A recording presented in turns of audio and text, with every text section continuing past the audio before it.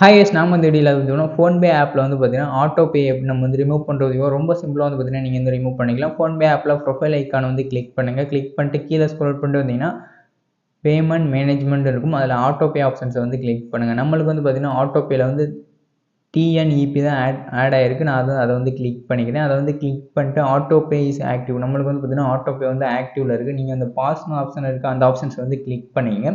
இப்போ வந்து பார்த்தீங்கன்னா நம்ம வந்து அதை வந்து கிளிக் பண்ணிக்கலாம். அதை கிளிக் பண்ணி நம்ம வந்து பாஸ் ஆப்ஷன்ஸை வந்து கிளிக் பண்ணி பாஸ் ஆட்டோ பே ஆப்ஷன்ஸை வந்து கிளிக் பண்ணிக்கலாம். அதோட ரீசனை செலக்ட் பண்ணிட்டு பாஸ் ஆட்டோ பே ஆப்ஷன்ஸை வந்து கிளிக் பண்ணால் போதும்.